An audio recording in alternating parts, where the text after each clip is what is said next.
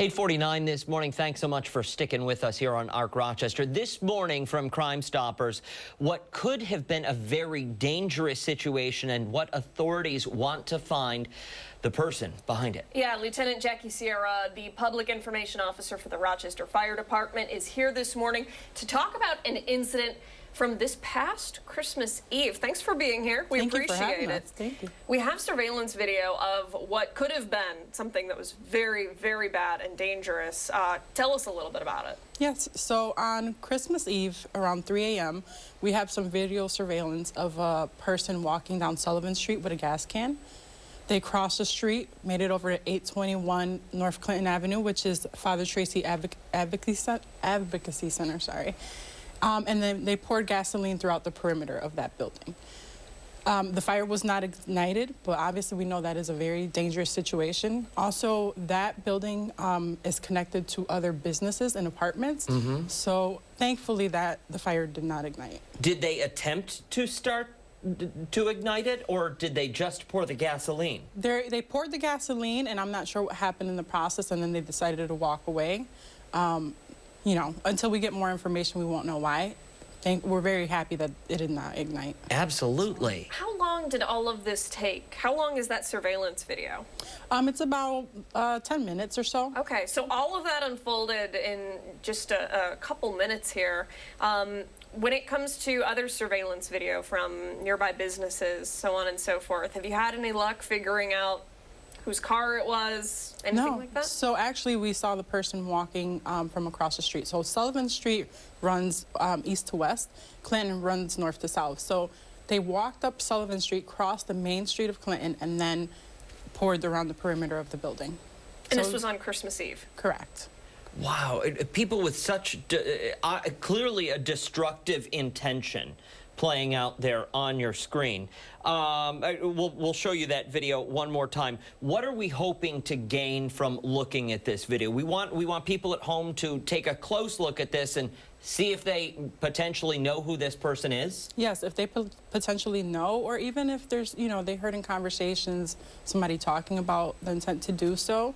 We're just looking for information. Anything helps. It takes a community, you know, to keep everyone safe. And this is how we begin those efforts. Now, this is I don't want to say unusual, but it is unusual we haven't heard of anything like this, have we, before? You know, unfortunately, things happen very often, but to this extent, it's been a while since we've seen something like this. Also, I want to focus on the location as well. That organization helps the unhoused and vulnerable populations, so it's a resource in the community that we really need. So again, we're devastated just to see videos like that.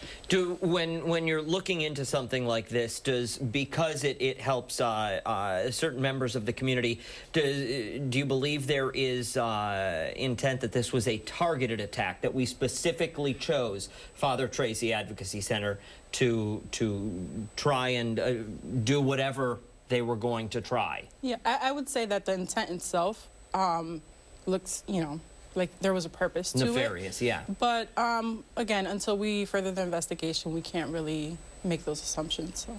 All right, so you want people at home to check their Ring doorbells, their security cameras, anything like that if they are in the nearby area? Absolutely, and if they've heard anything through conversations of friends, please call Crime Stoppers so we can help us solve this. When you guys are investigating, when RFD is part of the investigation, what role does RPD, the Rochester Police Department, play in that? Do you guys work hand in hand? Absolutely, yes we do. We have an arson task force. The name, they investigate all fires, not just arson. But that has members of RPD, RFD, and then also on the federal level, ATF. Okay. So. All right, so a lot of people getting involved with this. Lieutenant, thank you for your time today. We really, really appreciate it. In terms of keeping that center safe, are people watching the building? Is it kind of on the radar of RPD and RFD? Absolutely. So RPD does, you know, do the patrol in the area. And then again, we're in communication with the members that work in that organization to ensure their safety. Lieutenant, thank you again so much for your time. We appreciate it. We appreciate the work you guys go out there and do every single day as well.